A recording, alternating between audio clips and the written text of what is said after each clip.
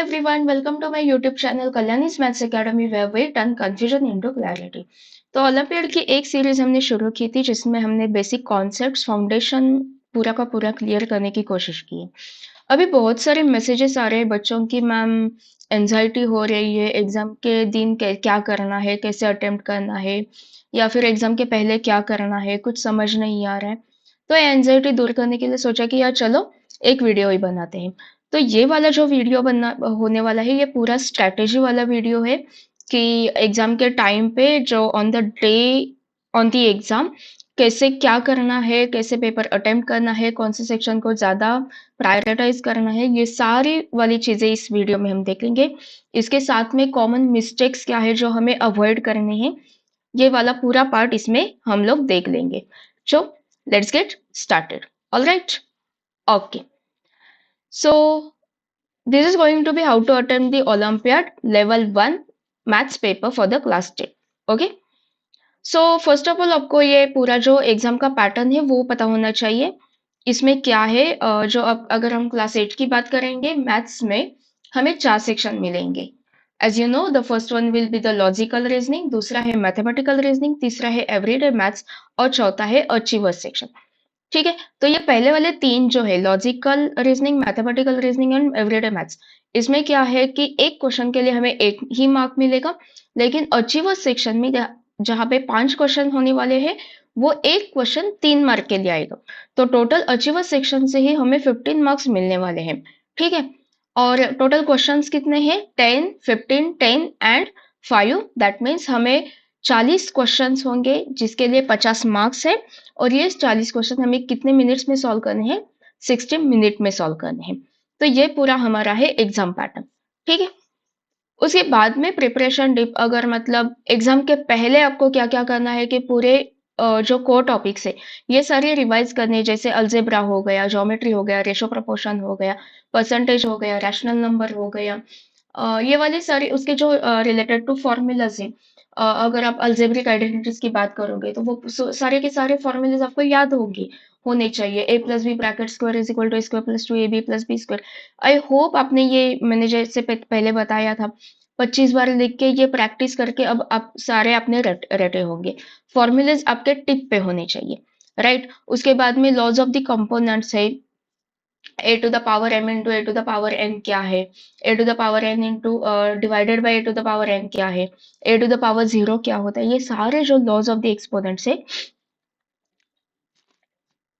ये वाला सारे आपको चीजें पता होनी चाहिए, ये सारे कोर टॉपिक्स आपको रिवाइज करने हैं। उसके बाद में जो लॉजिकल रीजनिंग है ये आपको डेली डेली बेसिस पे प्रैक्टिस करना है। इसका क्या है कि उसका कोई फॉर्मूला नहीं होता है, जितना ज्यादा प्रैक्टिस करोगे उतना लॉजिकल रीजनिंग आपका अच्छा बन जाएगा। ओके, उसके बाद में आपको क्या है, प्रीवियस ईयर्स के जो पेपर्स आपको ओलंपियाड के हैं वो सारे क्वेश्चंस आपके सॉल्व करने हैं। इससे क्या पता चलता है कि क्वेश्चन का लेवल क्या आ रहा है, क्वेश्चन का पैटर्न क्या है, कैसे क्वेश्चन बन रहे हैं, ये वाली सारी चीजें आपको प्रीवियस ईयर से ही आपको पता चलेंगे। तो प्रीवियस ईयर पेपर को बिल्कुल भी निग्लेक्ट नहीं करना है, ये आपको सॉल्व करने ही करने हैं। ठीक है, अगर आपने मेरी फाउंडेशन सीरीज देखी होगी उसमें हम लोग प्रीवियस ईयर का भी सारे क्वेश्चन हम उसमें सॉल्व कर रहे हैं। उसके बाद में कुछ मॉक टेस्ट लगाने हैं, इसलिए कि क्योंकि वो जो पूरा 1 घंटा है उसको टाइम मैनेजमेंट पूरा का पूरा कैसे करना है, हमारी एक्यूरेसी कितने आ रहे हैं, कितने सेक्शन को हमें कितने मार्क्स देने हैं, कितना टाइम लगाना है, ये वाला सारा प्रैक्टिस करने के लिए आपको मॉक लगाने हैं। Then on the day of the exam आपको क्या करना है, जब आपको पेपर मिलेगा, एक तो पेपर से पहले 10 मिनट वहां पे आपको पहुंचना है, आराम से बैठना है, पानी वगैरह पी के आराम से बैठो। अगर ठंड है तो पूरा वो इंतजाम आप करो, स्वेटर मफलर जो भी होगा। जब पेपर आपको हाथ में आएगा वहां पे जो इंस्ट्रक्शंस दिए हैं वो पूरे के पूरे आपको केयरफुली रीड करना है। इस साल देखना है कुछ नया उसमें इंस्ट्रक्शन ऐड किया है क्या, कुछ नेगेटिव मार्किंग आया है क्या, कुछ नया सेक्शन आया है क्या, या फिर कुछ एनीथिंग, एनी चेंजेस पैटर्न और समथिंग, वो इंस्ट्रक्शंस वहां पे दिए होंगे, वो आपको केयरफुली रीड करनी है। उसके बाद में ओएमआर शीट आपको मिलेगी, उसको अच्छे से फिलअप करना है, स्कूल का नाम, आपका नाम, जो रोल नंबर आपको मिला होगा वो अच्छे से आपको फ़ील करना है। आपको पता है कि ओएमआर शीट आपको बस खाली ब्लैक बॉल पॉइंट से पेन से ही फ़ील करना है, तो वो आपकी सारी चीज़ें रेडी होनी चाहिए। ठीक है? जब पेपर सॉल्व करना शुरू करोगे आप, तो 4 सेक्शन में से आपको जो भी ईज़ी क्वेश्चंस लगेगा, basically I will say that logical reasoning से शुरू करो, वो थोड़ा-सा ईज़ी होता है, इससे आपका कॉन्फिडेंस भी बूस्ट हो जाएगा। तो पूरा पेपर मिलने के बाद सारे के सारे एक साथ नहीं सॉल्व करने, जो ईज़ी क्वेश्चंस लग रहे हैं, जिसकी हमने बहुत सारी प्रैक्टिस की है, जिसका आंसर आपको आता है, वो ईज़ी क्वेश्चन आपको प्रायोरिटाइज़ करना है। और उसके बाद में हम लोग डिफिकल्ट क्वेश्चन, ट्रिकी क्वेश्चन पे आ जाएँगे। ठीक है? उसके बाद में एक यहाँ पे मैं आपको टाइम कैसे अलॉट करना है, इसका एक थोड़ा-सा ये मतलब कंपल्सरी नहीं है, आप अपने हिसाब से देख सकते हो। लेकिन मेरे हिसाब से मैं आपको बता रही हूँ कि लॉजिकल रीज़निंग के लिए आपको 10 मिनट देने होंगे। उसके बाद में मैथमेटिकल रीज़निंग है, जहाँ पे देखो, again olympiad is all about applying knowledge. तो व्हाइल अप्लाइंग नॉलेज, ये स्कूल लेवल से थोड़े डिफिकल्ट क्वेश्चन यहाँ पे मैथमेटिकल रीज़निंग में आपको मिलेंगे। यहाँ पे थोड़ा-सा ज़्यादा टाइम लग सकता है, तो यहाँ पे थोड़ा मैं आपको ज़्यादा टाइम लगा रही हूँ, 20 मिनट का टाइम आप यहाँ पे अलोकेट कर सकते हो। देन एवरीडे मैथ्स में थोड़े ईज़ी क्वेश्चंस मिलेंगे, तो यहाँ पे मैं 15 मिनट्स का टाइम लगा रही हूँ। जो अचीवर्स सेक्शन है, ये थोड़े क्वेश्चन दिखने में बड़े होते हैं। देखो, यहाँ पे आपको खाली 5 ही क्वेश्चन सॉल्व करने हैं, राइट? तो 5 क्वेश्चन के लिए मैं आपको यहाँ पे 15 मिनट दे रही हूँ। यहाँ से भी अगर कुछ अचीवर सेक्शन से टाइम बच जाता है, तो आप वो मैथमेटिकल रीजनिंग में लगा सकते हो। तो ऐसे पूरे आपको 60 मिनट का आपको पूरा प्लान करना है। उसके बाद में यूज द 2 मिनट रूल, मतलब कोई भी क्वेश्चन सॉल्व करते समय अगर उसे 2 मिनट से ज्यादा टाइम लग रहा है, तो उस क्वेश्चन को आपको पूरा पूरा वहीं पे सॉल्व करना, स्किप करना है। उसको अगर बाद में टाइम मिलता है, तो उसको आके हम बाद में सॉल्व कर सकते हैं, लेकिन 2 मिनट से ज़्यादा किसी भी क्वेश्चन पे रुकना नहीं है। तो स्किप टफ क्वेश्चंस एंड वो बाद में आके हम लोग सॉल्व कर सकते हैं।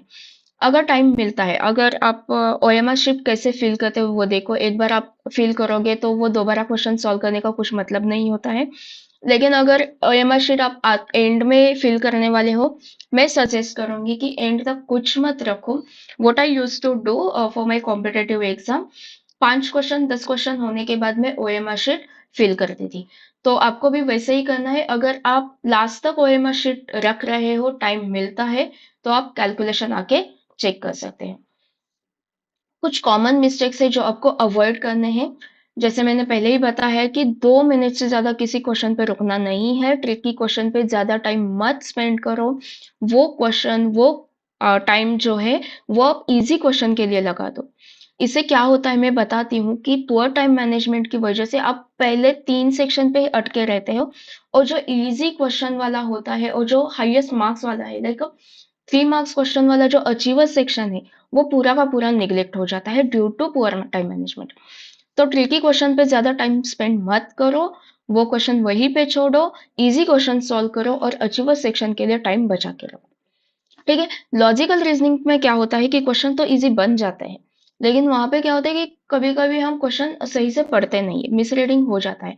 तो वो गलती हमें वहां पे अवॉइड करनी है। जो क्वेश्चंस दिए सही से पढ़ने हैं, अच्छे से पढ़ने हैं, ध्यान से पढ़ने हैं। ठीक है? आंसर कोई भी रैंडमली गेस नहीं करना है। If you know, then go and solve it. Negative कभी निगेटिव मार्किंग आ सकता है, तब यहाँ पे दिक्कत हो सकती है। देन एग्जाम डे पे स्टे रिलैक्स, पहले दिन अच्छे से सो जाओ, पर डिहाइड्रेशन का चांसेस हो सकते हैं। हाइड्रेटेड रहो, पानी पी लो, चॉकलेट रखो साथ में। ठीक है? आपका एडमिट कार्ड चेक करना है, स्टेशनरी चेक करना है, पेन लिया है कि नहीं, पेंसिल लिया है कि नहीं, ब्लैक पेन ही है, ये सारी चीजें आपको चेक करनी है। एडमिट कार्ड 2 बार चेक करो, 2 कॉपीज उसके रख सकते हो। एक आध दूसरा पेन ज्यादा रखो साथ में, या फिर जो आपका फोटो वाला कोई आईडी होगा वो भी साथ में रखो। ठीक है? और जैसे मैंने पहले बताया था, to boost your confidence start with the logical reasoning.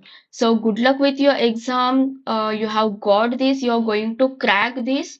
Okay? Level 1 तोड़ के फोड़ के आ जाओ, लेवल 2 पे मचा देंगे। Okay? All the best everyone, see you, bye bye.